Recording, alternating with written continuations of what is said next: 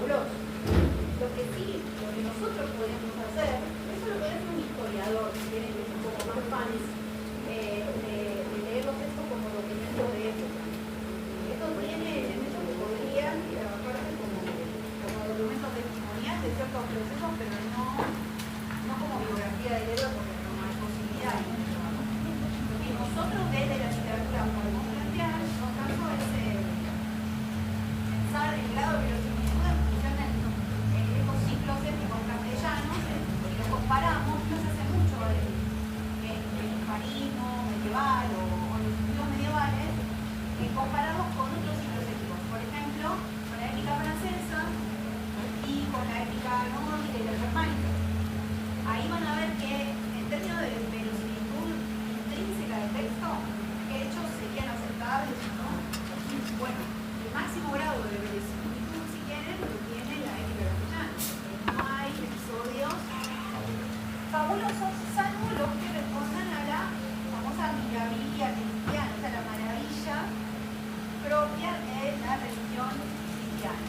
La aparición de un santo, la aparición de un ángel, en este caso tenemos acá una visión como el arcángel Gabriel aparece en un sueño, ¿no? A diferencia de otros ciclos étnicos que tienen otra verosimilitud. Pensemos en lo que ustedes conocen, ciclo artúrico, materia de Bretaña, ¿no? Todo lo que sería la ética medieval de los británicos, eso tiene altos grados de maravilla pagana incluso, ¿no? Hay magos, hechiceros, pócimas. La espada es un objeto mágico, y en cambio acá las dos espadas del Cid son espadas ganadas en Inglaterra. ¿Cómo se llaman las espadas del Cid? Una pregunta al final.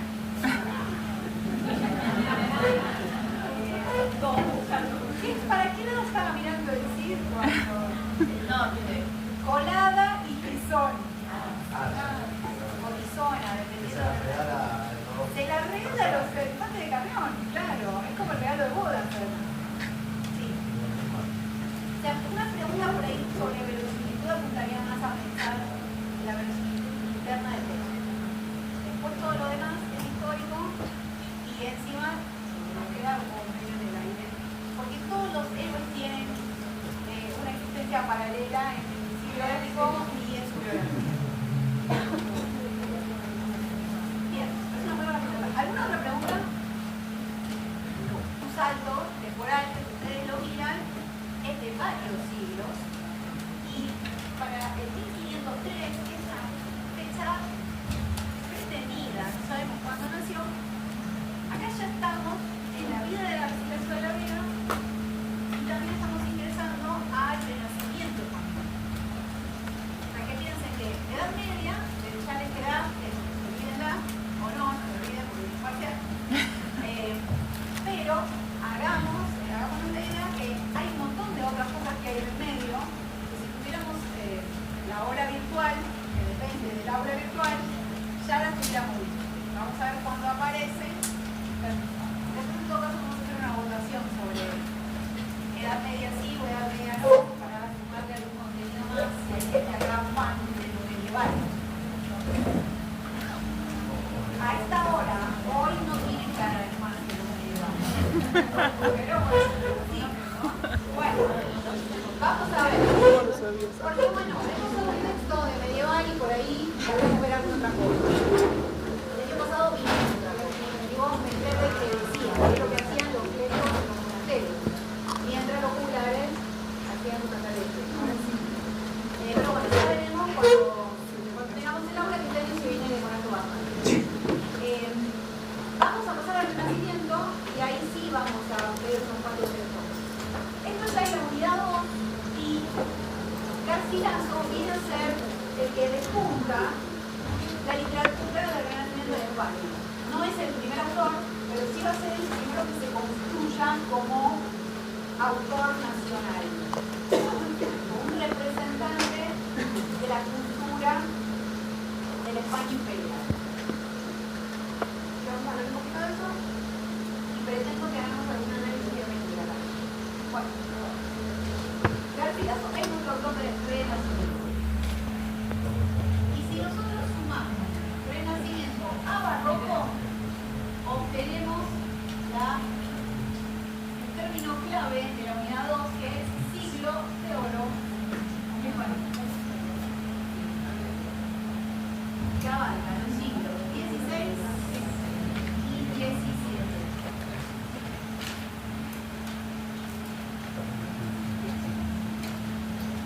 Siglo de oro es una concepción teórica, un concepto que aplica a la producción literaria, pero también en otras artes, también, sobre todo en las artes plásticas, en España durante estos 2 siglos. De hecho, se habla de los siglos de oro porque técnicamente ocupa tanto el 16 como el 17. Y tiene fechas que también, como todo, ¿se acuerdan? Nuestro encono contra la línea de tiempo son arbitrarias y convencionales. Hay gente que puede sostener que el siglo de oro empieza en 1492, por varios motivos. ¿Cuáles se les ocurren?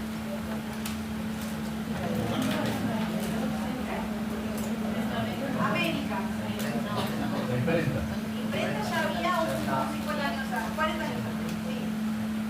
Pero hay algo importante que es un hito para la historia de la imprenta en España. Un libro que se edita.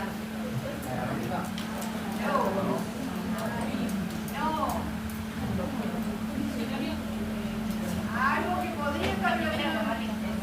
La gramática española del sí. Muy bien. Ahí está.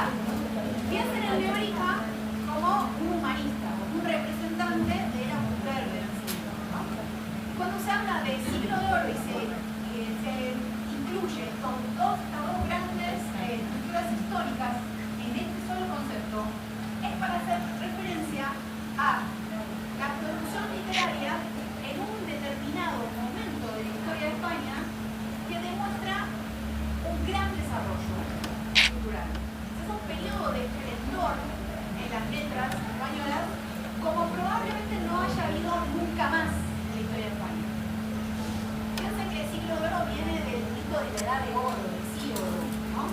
Las edades de los hombres, ¿se acuerdan? La edad de plata, bueno, ¿cómo viene la edad de plata? ¿No? La edad de oro, la edad de plata, la de hierro, ¿se acuerdan? No. ¿Llegaron el siglo? Bueno, el mito de la edad de oro sostiene que los hombres en algún momento vivieron sin mucho esfuerzo, ¿no? En una especie de paraíso mítico, para, no sé, el Edén, si quieren, para la versión monoteísta judeo-cristiana, en donde se vivía sin esfuerzo, sin trabajo, sin dolor y con ciertos valores del eterno, ¿verdad? Bueno, esa idea viene del mito de las edades del hombre de Hesíodo. Y se usa acá aplicado de la misma forma. Esta idea de que hubo un periodo de esplendor y después, como toda edad de oro, tiene un término. Así que después vino la caída de eso.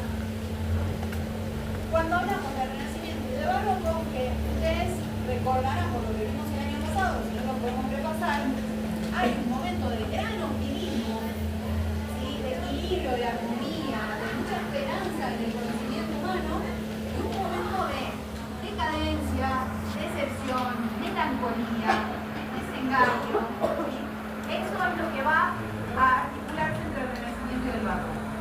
Pero para lo que a nosotros nos interesa en España, esas son de dos caras de un momento de gran esplendor de las letras.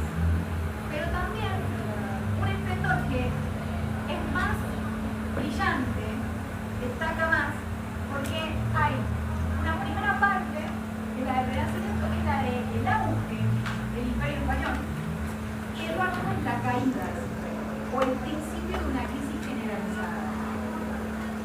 Pero más allá de la crisis, el siglo XVII, por ejemplo, que corresponde al Barroco, sigue siendo todavía un momento de gran esplendor cultural. Como si la crisis económica produjera, y ustedes viven en Argentina, así que saben de qué estoy hablando, grandes creaciones artísticas. Pongan el ejemplo que quieran en Argentina. El de ahora está difícil de ver, pero bueno. ¿Qué sé yo? 2001.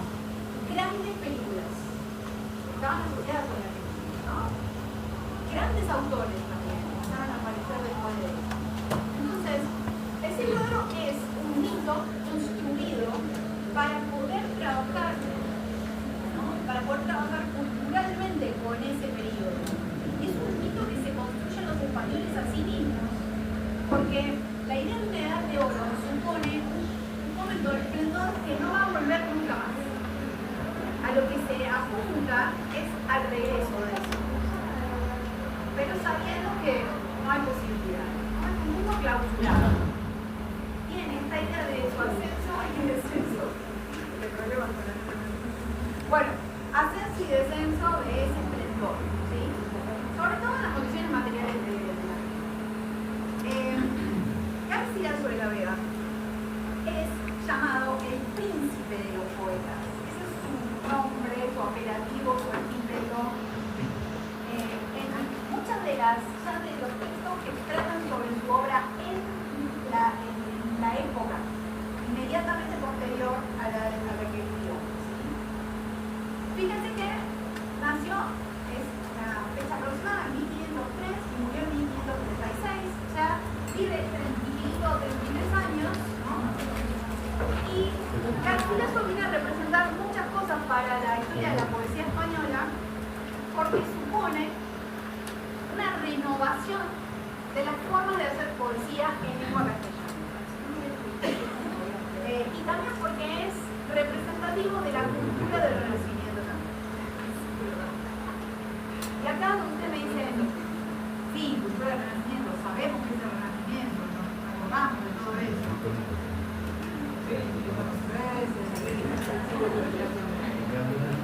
Ay, Dios. Yo conseguí entrar para 20, a mí no me importa nada, yo vengo de Casual. Ya está. Entonces, ¿tenés platea? No, cabecera, sí, por... ¿Cuándo va, profe? ¿Cuándo es? Octubre. ¿Hace un montón? ¿Va a llevar remera, algo de eso? No, me lo traigo acá, pero voy a llevar el shopping.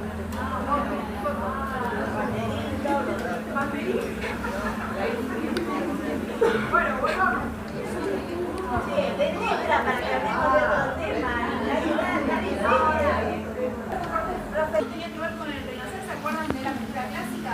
Esto es un repaso. Ustedes, esta materia la cursaron, la historia 2, la que voy a conocer.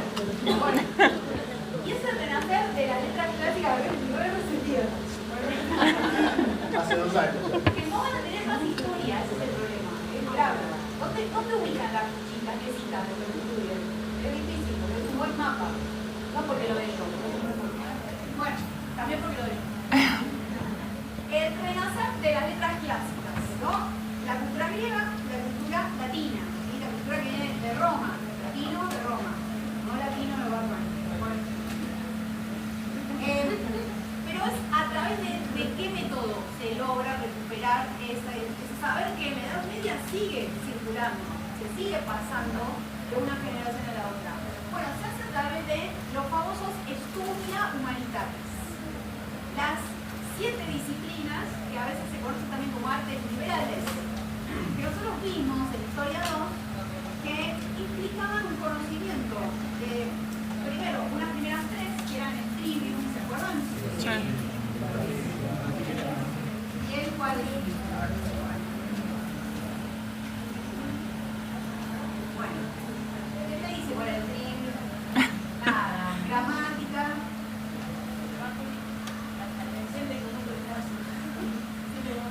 Retórica, retórica dialéctica y oratoria. Después en el cuadrivium teníamos filosofía, matemáticas, música. La cuarta siempre cambiaba, pero hoy le vamos a poner ahí.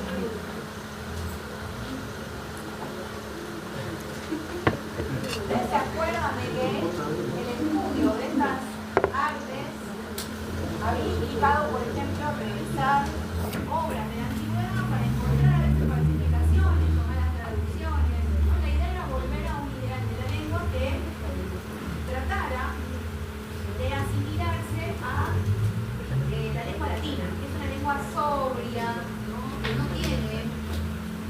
filtrete, podríamos decir, ¿no?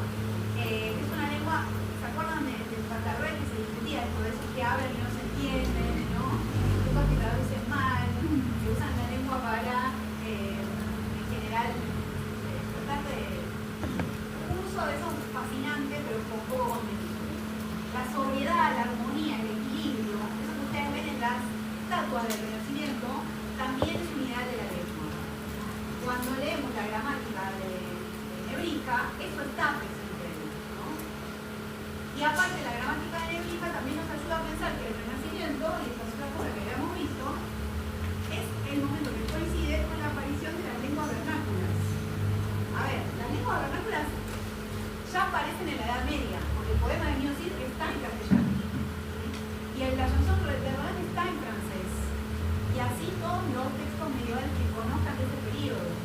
Lo que pasa es que las lenguas vernáculas empiezan a consolidar en el Renacimiento. Empiezan a obtener los modelos que no existen todavía porque son lenguas que están naciendo. Entonces, las primeras gramáticas de esas lenguas vernáculas las vamos a ver en autores que se dedican a estos estudios. Nebrija es un humanista. ¿Por qué? Porque es alguien que se dedica a los estudios humanitarios. ¿Habrán escuchado el término humanismo? Esto lo digo más para los que no escucharon conmigo que para los que sí escucharon. Humanismo tiene que ver con ese cuerpo de ideas asociado a esta forma de conocimiento, ¿no? Las lenguas vernáculas son importantes porque, a la luz de los modelos de las lenguas clásicas, bueno, se van a empezar a consolidar también los modelos del francés. François Rabelais es un modelo para la lengua francesa, ¿no? Para la lengua española, ¿quiénes van a ser los grandes modelos? Decían, el español es la lengua de qué autor.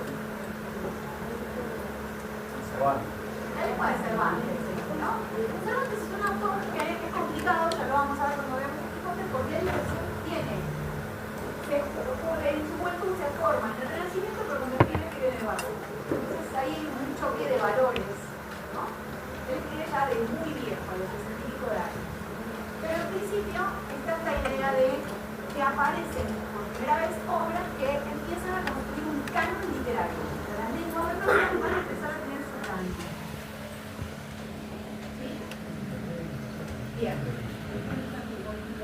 ¿Cuál es el autor que acá va a empezar a construir canon literario en la poesía en lengua vernácula para España? Garcilaso de la Vega. ¿Sí? Que no solamente tiene estos conocimientos, y es poeta, es un poeta consumado, el príncipe de los poetas, sino que además va a cumplir con un ideal de la cultura cortesana de ese momento, que es la del soldado poeta.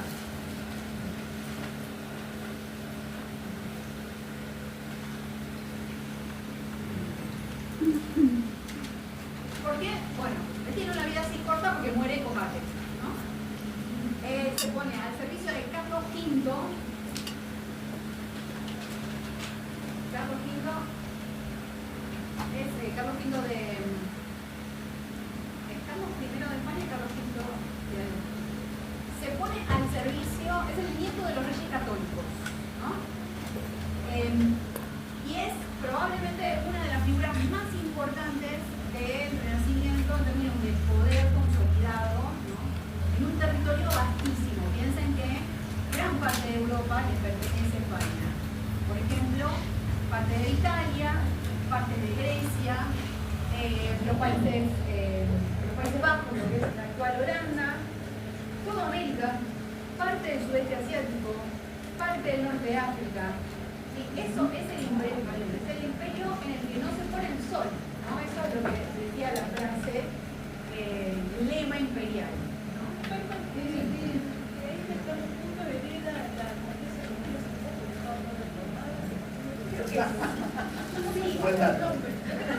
Cuando se termina el siglo de oro, se acaba esta dinastía también, que es la de los Austrias. Los Austrias o los Habsburgos, que después quedan en una zona que es la del Imperio Austrohúngaro. Es una rama, otra rama, ¿no? Él es el hijo de Juana la Loca. Estamos hablando de los Reyes Católicos. Los Reyes Católicos, Fernando y Isabel unifican coronas. Eso es muy importante para la historia de España, porque va a ser el terreno sobre el que va a empezar a expandirse el imperio. Conquistan América, expulsan a los moros, expulsan a los judíos, ¿no? Nebrija le escribe la gramática de los Reyes Católicos, ¿se acuerdan? Y dice en la gramática la lengua compañera del imperio. ¿Se acuerdan de eso? Bueno. Bien. Tiene una hija, Juana la Loca, que según fuentes históricas no estaba nada loca. La casan con Felipe el Hermoso, que según fuentes históricas no tenía nada hermoso. Y Felipe el Hermoso es de la casa de los Habsburgos, que traducidos, castellanizados, dan como origen la dinastía de los Austrias. ¿Sí? Si quieren, sí, para pensarlo, tienen unos PowerPoint sobre eso. El renacimiento en España corresponde al reinado de los Austrias mayores. Carlos V y Felipe II.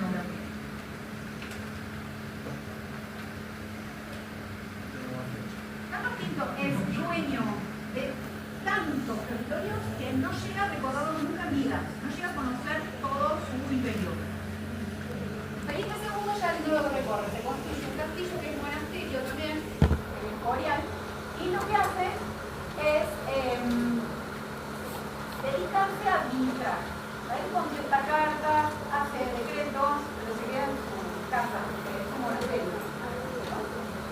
Y que es un tumba, ¿no? Y el barroco, que es el momento, piensen que se llama Austrias mayores porque corresponde al momento de avance, potencia militar, económica, ¿no? Potencia imperial, después vienen los Austrias menores, que son los que corresponden a la decadencia y que son los que vemos en el barroco, a grandes rasgos, ¿no? Y ahí tenemos a Felipe III, Felipe IV y a Carlos II, alias el hechizado. Vayan, sí, los Austrias son famosos porque la mezcla vaca, no mezcla de sangre, porque se casaban entre tíos y sobrinas y demás, para conservar todos sus territorios, los fue como fermando, ¿no? Carlos II muere estéril, muere sin dejar descendencia. Cuando nace hay una serie de eventos astrológicos que dicen que va a morir joven y demás. Y él muere y ahí se acaban los Austrias en España. Lo que viene después son los Borbones, que es la actual casa real de España. ¿Sí? Felipe no sé cuánto. Bueno. Garcilaso, son reyes puestos a dedo, básicamente. Son los reyes que puso Franco, son los que puso el padre del actual Franco cuando quiso entregar el poder, dijo que vuelvan los reyes. Y viene como figura de transición, ¿no? Para los españoles no representa mucho nada, ¿no? Muchos no pagan impuestos para copiar de la vida. Porque los ingleses. Este no es un momento maradoniano. A ver, Garcilaso, entonces, es un soldado que está al servicio de Carlos V. O sea que representa valores centrales de la cultura del Renacimiento español, porque defiende su territorio militares, esa pujanza política, pero al mismo tiempo va a cumplir un papel central en la renovación de la poesía en español, ¿sí? En una castellana. ¿Cómo lo va a hacer? Bueno, a través de estos saberes, que ya hemos hablado largo y tendido, y si no recuerdan, los podemos volver a explicar.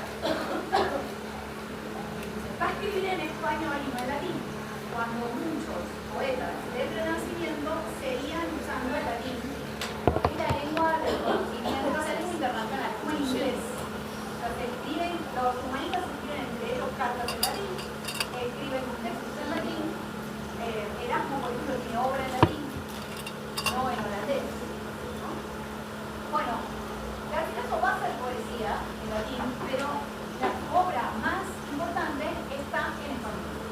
Entonces, va a ser importante para este proceso de consolidación de las lenguas vernáculas.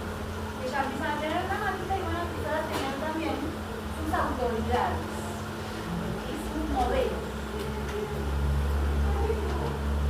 Y eso lo va a hacer a través de una operación que ustedes también conocen muy bien, porque ya no conocen la visa, que es propia del método de los humanistas en el Renacimiento, que tiene un nombre en latín que ustedes ya deberían decirme cuál es.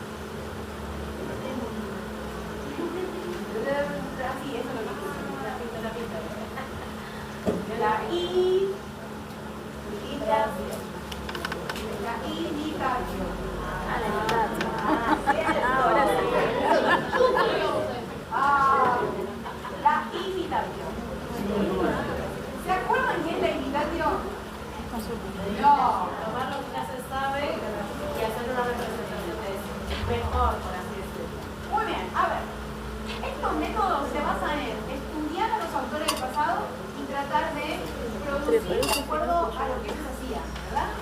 Que es básicamente el esquema de la educación que mantenemos nosotros todavía. Uno lee un cuento y escribe, después no sé, lee a Cortázar, escribe un cuento al estilo de Cortázar. Pero sigue funcionando lo mismo.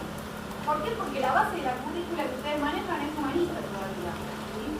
Entonces, el ejercicio por excelencia para conocer, para producir conocimiento, es el ejercicio de la imitación, que consiste en tomar el modelo, imitarlo, pero para producir algo en donde yo pueda reconocer el modelo, pero donde también haya algo que es un aporte original. Pero no original en el sentido que manejamos ahora, que es el de que loco, esto no se le ocurre a nadie. No. O sea, original en el sentido de que es un aporte más a esa cadena de tradición.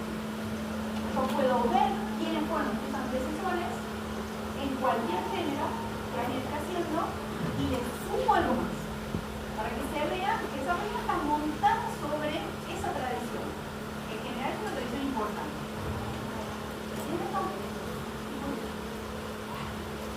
¿Cómo va a ser esta operación de renovación del canon, de construcción de un canon que lo va a llevar a él a ser reconocido como el príncipe de los poetas castellanos?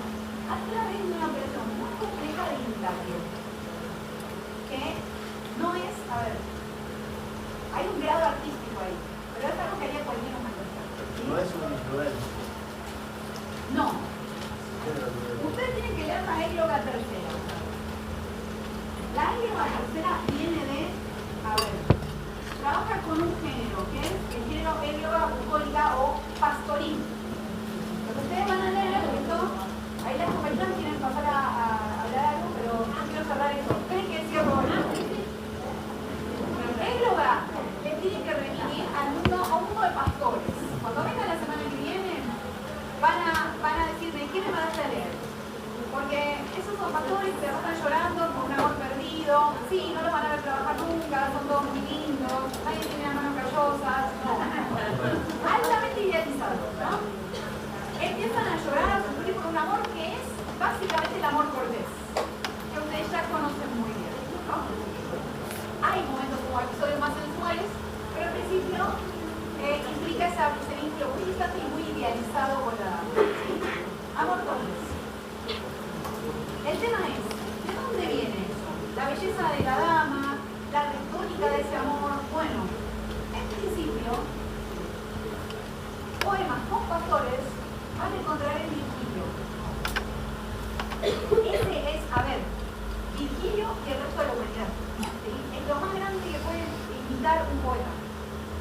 Y aparte, Virgilio también hizo la Eneida, que todo el mundo debería leer por lo menos en la vida. O sea, materia épica. La poesía, decía Aristóteles, lo más verdadera de la poesía es la épica. Bueno, de Virgilio toma la poesía pastoril. Pero él llega a Virgilio porque tiene un episodio medio confuso en donde participa en un casamiento de un familiar que no fue aprobado por el rey. Entonces el rey lo destierra y se va a Nápoles. Y en Nápoles se pone al servicio del virrey de Nápoles, que era territorio español. Bueno, ahí empieza a tomar contacto con los humanistas italianos. Y esa gente ya hacía poesía pastoril porque había hecho trabajo directo de lectura y de relectura de Virgilio. ¿Se entiende o no? Bien. Aparte, incorpora materia mitológica, porque cuando ustedes lean la Éloga tercera, van a ver que aparecen unos tapices que todos tienen materia mística, menos el último. ¿Sí? Eso, ¿de dónde puede llegar a venir? Nadie me lo va a contestar hasta ahora, les voy a decir, de la metamorfosis de Ovidio. Otra gran fuente, de mucho que decir. Pero, si dijimos que hacíamos imitatio, ya estoy, La imitatio, que es el método de trabajo de los humanistas, y sabemos que el humanismo, el Renacimiento, aparece por primera vez en Italia, él va a la fuente de eso, va a los círculos intelectuales de esa gente y empieza a conocer poetas. Y esos poetas ya están en poesía pastoril italiana. ¿No? Y además están incorporando a un autor que es medieval, pero es una de las fuentes del humanismo que es hebraica. O sea, hay otros que ya están haciendo esa operación de imitatio y él también la hace. Lo último que voy a decir antes de que pasen las compañeras de situación es lo siguiente. Vamos a ver qué es lo petrarquita, qué es lo bucólico o lo pastoril la semana que viene, pero todo el mundo se me va a leer la Éloga tercera. Leemos eso, Sí, y mi recomendación también es que tomen una estrofa y la separen en sílabas para ver cuál es la métrica. Como la del año pasado. Métrica, esquema de rimar. Y hacen A, B, C, D. Bueno. Acá solo voy a decir una cosa. Los españoles son el imperio más importante del siglo XVI. Ya sabemos nosotros que somos víctimas de eso también. Pero ellos perciben una suerte de atraso cultural. Sienten que están como más atrás culturalmente que el poder que tienen. Y el vecino, que es Italia, es la cuna de estas ideas nuevas. Entonces, muchas veces se dice que Garcilaso viene a ser el primer autor del canon moderno, porque lo que va a hacer es importar modelos italianos, teniendo en cuenta que Italia es la norma cultural del siglo XVI. La operación que hace no es solo poética, es una operación política también. La idea es como un traspaso de poder cultural. Ahora nos toca a nosotros. Y eso resuelve esta sensación de atraso cultural que el imperio siente que tiene en comparación con el poder económico y político que ejerce sobre gran parte del mundo conocido.